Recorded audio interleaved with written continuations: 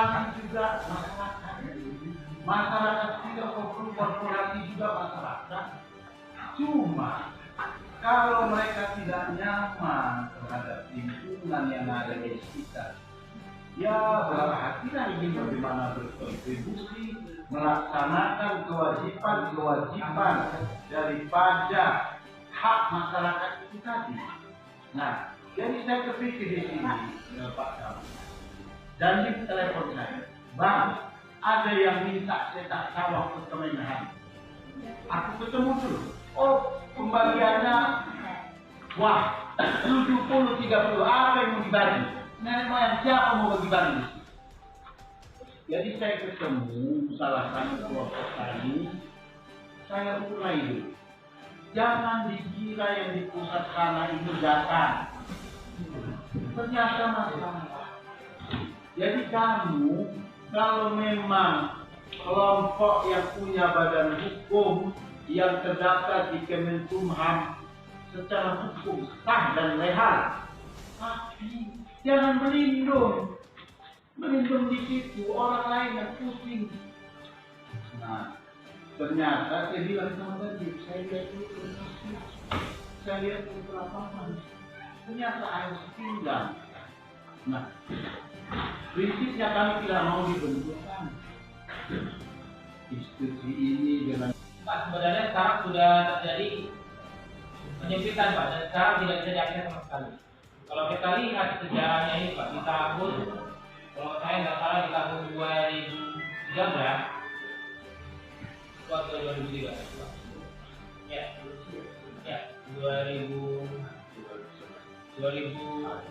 2013 ini masih bisa diakses muara Sungai Nataru ini, Pak. Walaupun sudah hampir terjadi, sudah tertutup, sudah terjadi penyempitan oleh vegetasi alam. Begitu memasuki tahun 2014 dan seterusnya, ini Pak hampir tidak bisa lagi diakses dan tertutup. Jadi Sungai Nataru itu di muaranya ke Sungai Asahan itu tidak bisa lagi diakses sama sekali. Padahal kalau menurut cerita dari tokoh-tokoh masyarakat, ukurannya dulu ini sendiri bisa sampai 15 meter. Tapi namun sekarang itu kita deteksi di lapangan, ukurannya itu hanya sekitar 1,5 meter.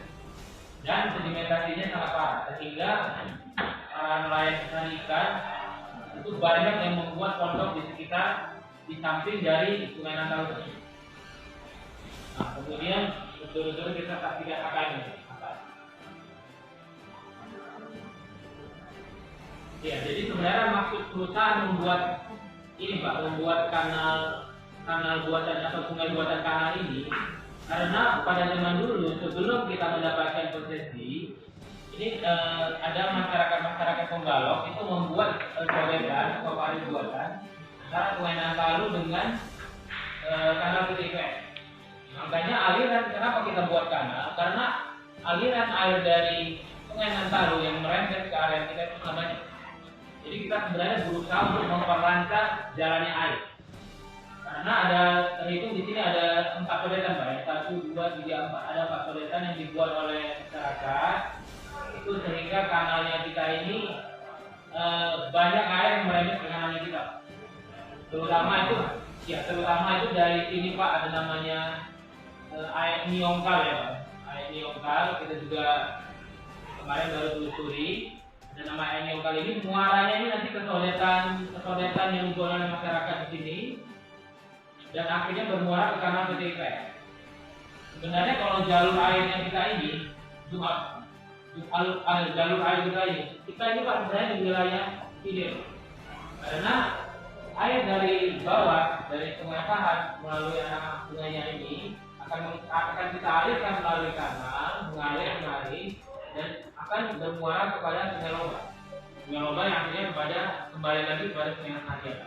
Ini sudah dari bermuara kembali ke Sungai Asahan melalui Sungai Lomba. Ini namanya Sungai Lomba sepanjang 9 km.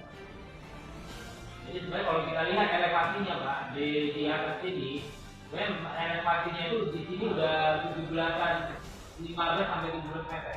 Sedangkan elevasi di sini tinggal 2 sampai 3 meter. Jadi makanya kita ini sebenarnya daerahnya hilir, bukan hulu. Tapi mohon maaf, kenapa kompor kali itu malah menyalahkan kita yang menutup benteng. saya kira ada kepahaman, jadinya makanya klaim dari pihak dari kelompok tadi dan kawan-kawan itu keliru. Ada pertanyaan mungkin Pak? Gimana Pak? Saya ini tambahkan sedikit. Iya. Ini keterbukaan argumen masyarakat juga bertanggung jawab. Beberapa kasus yang tahun yang lalu, perusahaan itu pencemaran limbah segala macam. LSM yang ngomong. Jadi saya bilang, kau minum 1 gelas, minum 1 gelas. Siapa juga bisa masuk. Masalahnya bukan itu. Mau kau rupanya yang kopi udang ini ke rumah kau. Enak aja bersuara. Tapi dia berargumen tingkatan pendidikan ini perlu pasangan. Tingkatan pendidikannya apa? Ahli lingkungan, boleh kau ngomong. Tapi kalau macam aku SMA, jangan coba-coba. Tidak ada disiplin ilmunya di sini. Kasihan. Kita lihat dibentukkan. Sebentar Pak Camatnya dengan ini, begitu saja. Jadi ini banyak pesan moral, pesan sosial di sini. Banyak. Jadi ada 2 hal sebetulnya yang perlu disikapi di masalah ini. Pertama, karena kita 1 meter di bawah permukaan laut, itulah kondisi pesisir. 1 meter bukan di atas laut, di bawah laut. Ini dilakukan harus penanaman hutan kembali, tapi siapa yang rugi? Atau pengerukan muara dari muara supaya enak. Atau dihutankan kembali. Kenapa? Karena ini jadi seperti hutan Amazon. Ya orang ini tak salah. Cari keuntungan, ada lahan, bisa diolah. Diberikan oleh pemerintah pusat. HGU. Ditarik royalti dari situ. Setiap tahun. Rupanya masalah. Itulah. Setiap meletakkan sesuatu kebijakan, kita perlu kajian akademis. Baru, perkebunan tak bisa. Bilang tak bisa, itu daerah Resapadaya. Perlu revitalisasi kami, regulasi. Perlu pengerukan di sini. Saya ngomong tadi dari 2000 berapa ya? 2008. Betul muncul. Ini saya ngomong dulu. Jadi kita tidak mau ada istilah jangan lupakan jas merah, akar sejarah. Nah kalau dari zaman kolonial ini sudah banjir, sudah meluap-luap. Dulu orang-orang kopi dari mana kau membalok? Dari kami keluar balok. Jadi dari dulu sudah rusak. Tanggung sekarang akibat. Nah, jadi ini pesan moral yang perlu disampaikan. Jangan karena kelompok HKM segala macam terlalu bersuara. Jangan. Karena di situ sudah jelas punya kepentingan. Bukan kepentingan dia aja. Kepentingan orang juga punya kepentingan. Jadi makanya saya tanya siapa yang panggil? Camat Pulau Rakyat, Camat Sungai Kepayang, 2 kecamatan ini yang terdampak. Kita turun. Nah, ternyata turun. Dari titik awal saja saya turun, dikatakan kalau itu selesai ekonomi, kalau tidak mini bendungan. Apalah gunanya? Dibuat ini kalau tidak ini bendungan. Ini bulan 1 tamu saya dari Cina datang. Kalau hari ini jualan kajian ini dulu. Tapi saya kasih tahu dulu bencana. Kalau sudah kering, aku mencarikan Pak Camat Bapak akan itu saya tahu. Aku yang tahu. Hasil desanya ada berapa ribu? 4.000. 4.000 kalau tanam padi. Luar biasa itu hasilnya. Aku yang 10 hektar saja pun lumayan lebih kereta. Hah? Ayo segini. Ada dua hal lagi boleh. Ya, boleh jelas. Jadi kalau kita cermati rekan-rekan semuanya, di sini kita lihat ada sodetan masyarakat mungkin bisa diunjuk. Ini kejadian tahun 2020 yang kita disalahkan karena membentuk aliran kayu. Sebenarnya salah satu faktor menyebabkan banjir di Sungai Loba itu adalah karena ada tanggul masyarakat yang pecah di sini. Di sini jadi memang masyarakat itu ada membuat saluran air. Kalau di sini kita namanya lahan kami. Kemarin kita sama-sama dengan Kabit Pengairan pada waktu itu masuk Pak Sofian sudah langsung turun ke lokasi. Kita nggak tahu apakah sampai sekarang ini sudah ditutup atau belum. Jadi memang karena tanggul di sini pecah, jadinya ini mendorong air yang keluar ke sungai yang harusnya akan keluar ke sungai utama. Karena air dari sini sangat deras sehingga air itu tidak mampu keluar ke sungai utama. Yang kedua, kemarin itu kita juga sudah melihat langsung ke beberapa HKM, ada HKM Sehati dan HKM Mahmud Jaya beserta HKM pada Muhammadiyah. Mungkin bisa dijadikan foto-foto.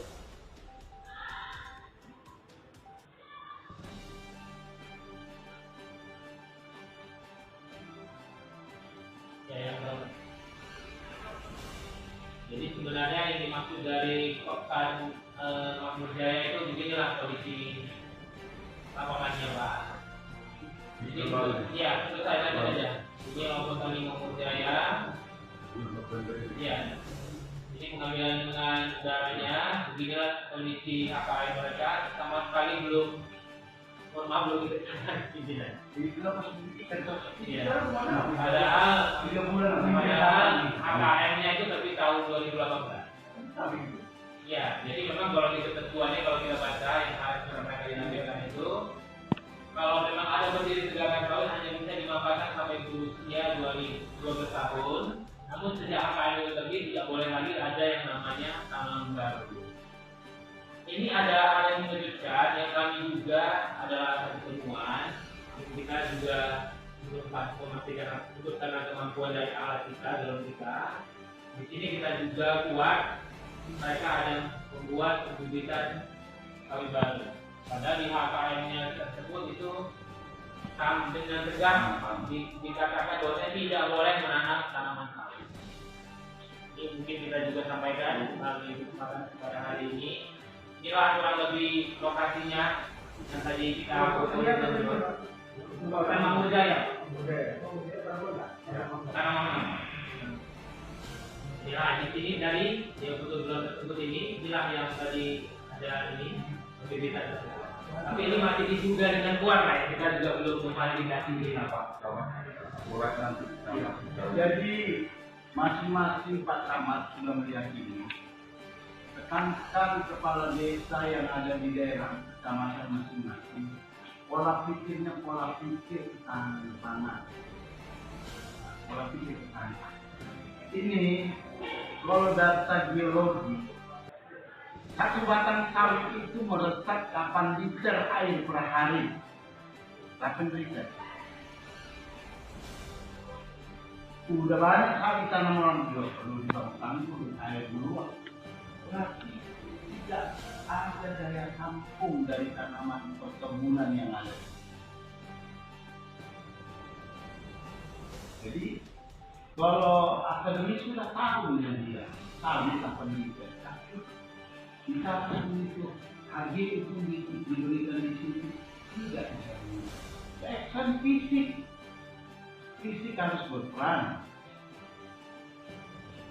Jadi begini Pak teman, PU PR kan hadir, bisa aja Pak Camat mengusulkan kepada PU untuk kajian tingkat kabupaten dulu, kasih tahu atau kepala-kepala desanya dengan anggaran yang ada, kerjasamakan dengan UNA membuat kajiannya itu boleh.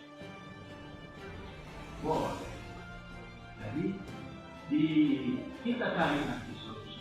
Apakah kita salah? Kita harus betul memikirkan bagaimana kita salah terhadap situasi-situasi yang akan datang. Jadi inilah sudah kita lihat dari pihak perusahaan pun tolong pesankan dengan manajemen, kita saling membantu. Tolong berikan langkah kami untuk menyampaikan hal-hal ini, bila perlu iring kami menyampaikan hal ini kepada pemerintah yang di atas yang berwenang. Soalnya jujur dikatakan, apalagi pihak kecamatan susah bergerak. Karena kalau kami di pemerintahan ini bergerak sesuai SPG, surat perjalanan dinas. Jadi itu saya tekankan supaya ini pemerintah pusat mulai makan terhadap kejadian kita yang di daerah. Kira-kira Pak sama Pulau Rakyat ada yang mau disampaikan? Ada juga yang mau disampaikan. Iya. Setelah cerita yang sudah ada di lokasi lapangan sebelumnya. Itu ya. Sedikit hanya mau melihat PKI yang sudah disampaikan seluruh dampak-dampak yang sudah dicapai ini kita lihat sama-sama lakukan. Kedua, semuanya harus bersama dengan diri. Tapi dengan langkah awal tidak dan situasi kondisi lapangan ada penelitian untuk data air ini ada yang tidak data air. Jadi kami sih mulai itu atas dari IPS, artinya hulunya. Jadi kami juga mau jadi itu. Kalau tadi kami mendengar muara kanal dengan tanah, itu kan dari dulu dan kali ini sudah nggak asing lagi. Jadi orang cari ikan di situ kami tahu lagi pernah dengar dulu tahu. Membalok dulu. Dianggap anak-anak berkali-kali pernah turun juga ya dengan Pak Sumawan atau batas di hari sana. Itu air dimasukkan ukuran memang nggak sampai tidak kedalaman. Tapi saya ini ada yang bilang ikan juga meloncat sambil terlalu, ikan juga meloncat sambil terlalu nanti nyangkap. Kami coba lihat dulu muara dan tahu yang di atas itu. Iya, muara dan tahu yang di atas. Iya, itu dia yang kami lihat. Hampir dekat dengan titik IPS. Dan tadi saya sampaikan bahwa jaraknya paling terdekat 600 meter. Oke, itu salah satu. Kemudian hampir 600 kali menurut IPS. Kemudian kami mau lihat juga pintu air kanal. Pintu air kanal yang dibuat seperti IPS. Maksudnya sebelah mana dia nanti ada jangka buayan. Iya, pintu air. Berapa bukaan pintu air itu? Itu air. Itu air itu ada dua. Itu Pak. Kalau kita ini Pak, itu air yang pertama, itu air kedua. Jadi kita bisa sama-sama ke lapangan untuk menghasilkan. Kalau sudah informasi bisa kami dapat. Boleh Pak. Bukanya ada berapa luas berapa? sebelum hari Senin di sana ke lapangan Pak Sumawan tahu deh.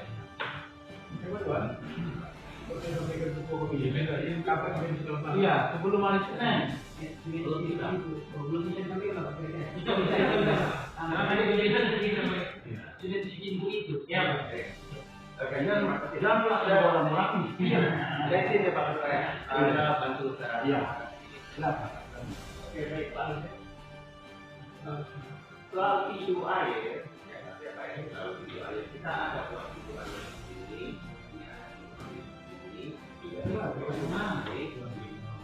coba ini saya pernah ada isu air. Kalau di sini tidak ada fiturnya, di sini air bebas terbuka terus.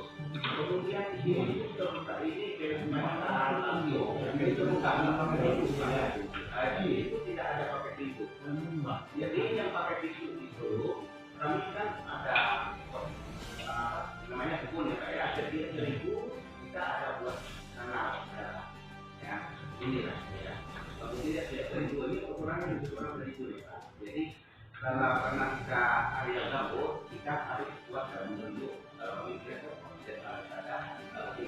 untuk sungai. Ya, jadi kami katakan secara keseluruhan tata air. Jadi sebenarnya kalau darat ini cukup di jalan saja karena kita lembut, jadi kita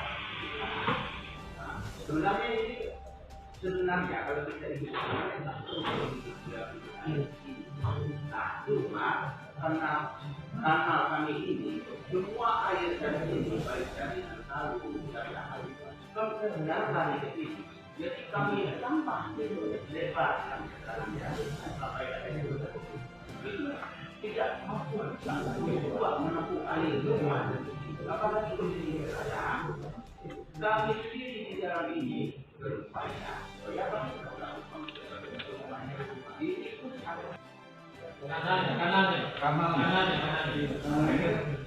Ini muara Nantalo ini. Ini Pak faktanya. Ini muara Nantalo ini, Pak. Yang penting sudah. Itu untuk vegetasi sekarang. Itulah kondisinya. Mulai kita datangin dari sana. Oke, lanjut ke kanannya, Pak. Kurang kanan. Kanan kiri. Sudah ada. Ini kanal. Jadi kanal kita, ini bagian sempitnya, bagian lebarnya itu hampir sekitar 20 meter. Lebar. Kedalamannya sekitar 7-8 meter. Itulah kanal yang diberikan. Nah, jadi jarak kanal ini ke Sungai Nantalo yang terdekat itu 600 meter. Inilah Sungai Nantalo itu. Itu Sungai Nantalo. Sungai Nantalo. Jadi kalau 40 km. Sungai Nantalo. Betul tuh, Bro. Lanjut. Habis, sudah hilang. Sungai Nantalo hilang. Ya, makasih. Begitu sudah nih. Ya, jadi kalau jalan supaya Inilah Sungai Nantalo. Ini Sungai Nantalo. Di Sungai Nantalo. Pak Camat 2 kecamatan yang hadir ini punya data. Kiranya fasilitasi Ya. Itu Nantalo. Ini Nantalo, Pak. Yang ikan melompat itu di sini lah. fasilitasi lah Pak Ridwan, 2 camat ini turun ke lokasi. Ya, supaya orang ini juga bisa berargumen, bisa menyampaikan. Ada regulasi yang sepertinya Pak, yang harusnya menurunkan yang 50 meter tadi itu. Ini sudah ada pergi. Sekarang kan posisinya 1,5 meter, Pak. Nanti akan diseru kalau menurut kajian 50 meter. 50 meter. Kalau yang itu Pak, para air dari kanal itu masuk ke Nantalo, bukan sebaliknya malah. Sekarang ini jadi itu Nantalo yang lempar ke kanalnya PTPS. Itu Karena tahun 2050 atau 2050. sekarang yang diikut bukan apa-apa. Aku kenal Pak Supani dari rambutnya hitam. Jadi terakhir yang kami sampaikan saya, karena sudah kita lihat tadi muara kanal Tiga Nantalo, kadang sengaja dari budget itu. Kalau untuk sementara waktu penanganan yang awal kalau kita tidak bantu sama PTPS, kanal Nantalo di sebelah atas itu dibuka. Jadi yang mana? Muaranya, Muaranya. mulai lihat, iya itu. Jadi agak wajar. Nah kan begini Pak ya. Jadi kita juga tidak mau melampaui regulasi yang ada. Karena kan kalau menurut dari yang disampaikan oleh Pak Perwakilan dari PUPR tadi, memang sebenarnya wilayah Kabupaten Pengasahan ini Pak itu adalah wewenang dari strategis nasional, ada dari Kementerian PUPR. Kalau kita sebenarnya Pak dari PTPS ini kita hanya mampu berpartisipasi Pak. Namun kalau untuk kita yang menginisiasi suatu pengadukan tersebut ya kita mohon izin kembali kepada pihak yang berwenang ya oleh itu Pak Perwakilan dari pihak PTPS.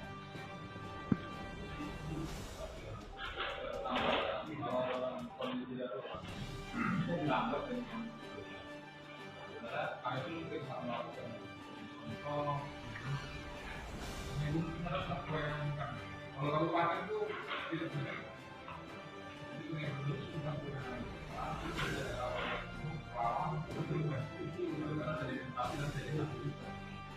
Namun dalam makanya paham kita mampu tapi kita tetap berkoordinasi. Jadi umum kami melakukan kegiatan apa karena ini kita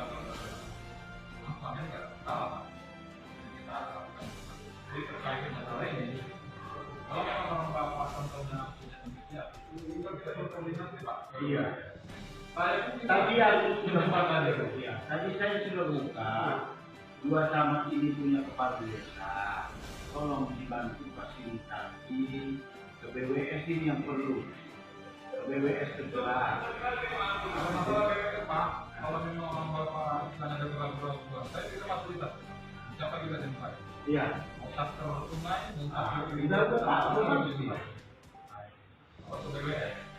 Itu aja sih Pak, kalau masalah tadi itu permasalahan tadi. Mereka saya rasa sama. Terus terang aja Pak, kalau di sini kalau kita lihat dari peta ini dulu ini kan ya kalau di bawah PT IPS, kalau air dimasukkan nggak dimasukkan. Kalau yang di atas ini supaya air masuk. Memang ini kan dulunya Pak, kan daerah sama. Kita sama-sama tahu lah sejarahnya ini. Memang dulu kan daerah air nih sebenarnya. Tapi ya karena sudah apa mau kita bilang, namanya juga ada istilah keterlanjuran ya. Artinya kita ya, tidak usah lagi kita kembali ke belakang, depan bagaimana mau kita buat. Memang Pak, air yang dari atas dari 6 tahun semua dari sungai Asahan memang tumpahnya dorong bawah ini. Kita lihat kan tanda panah itu kan, luar.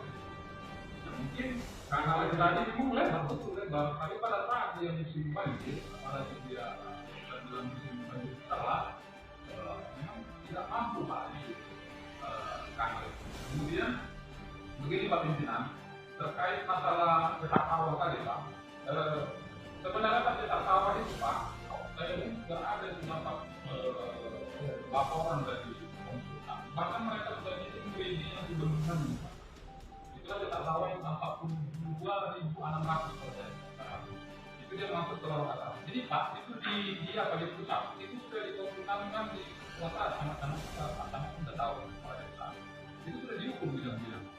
Jadi maksud saya di situ, kalau kita tentang cetak sawah, sebenarnya kita Pak ingin mendorong aja Pak pusat. Kapan yang mau kebijakan? Nah, cuma konsultan aja. Jangan cuma hukum aja. Ini sedikit ini awal tahun momen ini supaya orang itu dapat input data penyusunan anggaran yang mau dibuat. Tolong kasih tahu ini. Kalau ini mau kita atas. Jadi kalau ini penyampaian apa yang disampaikan PUPR tadi itu sudah sangat mendukung. Ini tinggal mengklikkan saja ini.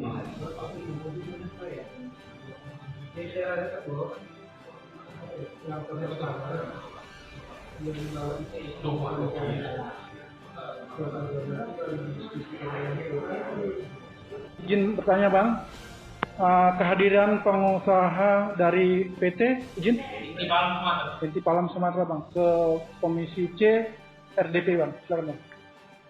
Berkaitan kehadiran PT IPS yaitu untuk sharing informasi data menyangkut banjir tahunan yang selama hari ini mendera desa Saya Paham secara khusus. Karena kita tahu korporasi yang hadir di situ selain bertanggung jawab penuh terhadap lingkungan, kita juga tidak mengabaikan korporasi ini juga merupakan korban daripada bencana-bencana alam yang sering terjadi di desa Sungai Kepaya.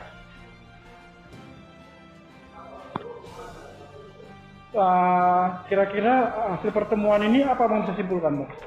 Hasil pertemuan kita menyepakati yaitu membuat satu kajian yang berkesinambungan jadi agar mendapat referensi kegiatan apa yang harus didahulukan di daerah tersebut untuk mengantisipasi banjir. Baik, kita beralih ke pengusaha dengan siapa? Izin sebagai kepala kantor cabang. apa kesimpulan Abang terkait RDP ini Bang? Sebenarnya ada 3 ya. Sebenarnya kita dari pihak PT Timur Sumatera sangat mengapresiasi apa yang dilakukan oleh Komisi C Kabupaten Asahan, karena dengan diselenggarakannya RDP ini maka kita dapat meluruskan kesalahpahaman yang selama ini terjadi, bentuk opini yang mengarah bahwasanya kita itu membendung atau membentengi sungai. Padahal selama ini perusahaan itu tidak pernah membenteng atau membendung sungai. Yang kita lakukan adalah membuat kanal untuk memperlancar air. Jadi dengan dibuatnya kanal tersebut, air dari hulu akan dengan lancar mengalir ke hilir, serta juga untuk melindungi lahan pertanian seluas 2.000 hektar di desa Perbangunan dan sekitarnya. Itu yang pertama. Yang kedua, kita juga mau menyampaikan bahwasannya selama ini perusahaan sebagai korban banjir karena kita sudah melakukan segala daya upaya untuk membangun infrastruktur dan pendukung lainnya, namun tidak pernah membuahkan hasil. Malah pada tahun 2020 lahan kita sekitar 5.000 hektar itu tergenang banjir dan efeknya masih terasa hingga saat ini. Yang ketiga, kita juga mendukung program pemerintah untuk kecetakan sawah maupun untuk membangun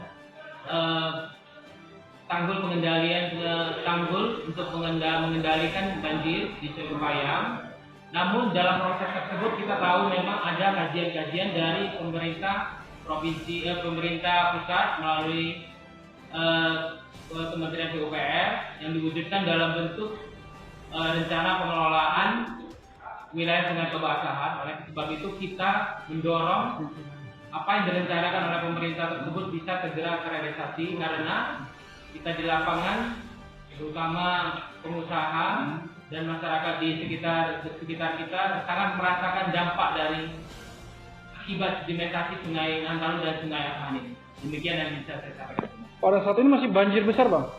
Pada saat ini terkonfirmasi pada pagi hari ini air sudah mulai mengalir deras ke jalan-jalan provinsi di sekitaran perusahaan. Yang kita takutkan itu air akan terus naik sehingga memenuhi jalan dan area perkebunan kita. Cukup, Bang? Abang dari kuasa hukum terkait informasi dari rakyat, terkait informasi dari perusahaan, Bang? Oke, kalau dari kami sebenarnya kita ingin menyampaikan informasi yang sebenarnya. Selama ini kan ada penilaian yang salah dari beberapa masyarakat yang mengatakan bahwasanya banjir ini diakibatkan oleh PT IPS. Padahal setelah kita lihat bersama, banjir yang terjadi hari ini dan yang lalu itu adalah masalah klasik yang terjadi khususnya di Kecamatan Sungai Payam dan Kecamatan Saya, diakibatkan oleh adanya sedimentasi pendangkal yang berserakan dan salah tersebutnya alur Sungai Nantalu. Kemudian kita coba mengkaji lagi, ada aturan sebenarnya, regulasi yang dibuat oleh pemerintah pusat terhadap persoalan banjir yang terjadi sekarang ini. Itu ada peraturan Menteri PUPR, ya, keputusan Menteri PUPR tentang rencana pengelolaan sumber daya air wilayah sungai kebasahan. Jadi sebenarnya kita dalam ini ingin membangun kebersamaan kepada masyarakat dan pemerintah kebasahan. Ini adalah persoalan kita bersama. Ini masalah kita bersama yang harus kita dorong untuk bisa diselesaikan dengan adanya aturan-aturan yang sudah dibuat untuk penyelesaian persoalan banjir dengan melakukan normalisasi sungai dan pengurukan Sungai Nantalu. Siap. Abang ada tambahan dari masalah ini? Ya, ada tambahan kira-kira yang mau disampaikan? Terima kasih, Pak. Dari kami kan orang lapangan, orang teknis ya. Jadi kami memberikan informasi yang lebih jelas lagi kepada peserta tadi yang rapat di sini supaya lebih jelas. Yang selama ini kita sering informasi sementara di lapangan tidak banyak yang belum mengetahui sebenarnya. Oleh sebab itu kami perjelaskan dalam bentuk desa segala macam sehingga tadi sebagian besar sudah banyak mengetahui tidak jelas bagaimana situasi kondisi di lapangan sebenarnya. Cukup, Bang? Itu aja yang perlu. Bang Febrian, pada saat tadi pertemuan siapa dia yang hadir, Bang? Jadi dinas mana aja, Bang? Tadi dari dinas PUPR, camat yang mempunyai wilayah di lokasi sekitar IPS, mengizinkan PT IPS agar sama-sama produk-produk apa yang dilakukan awal untuk mengantisipasi banjir, sehingga nantinya kami akan membawa persoalan ini ke tingkat yang lebih tinggi lagi agar bisa mengurai permasalahan yang ada di daerah. Cukup?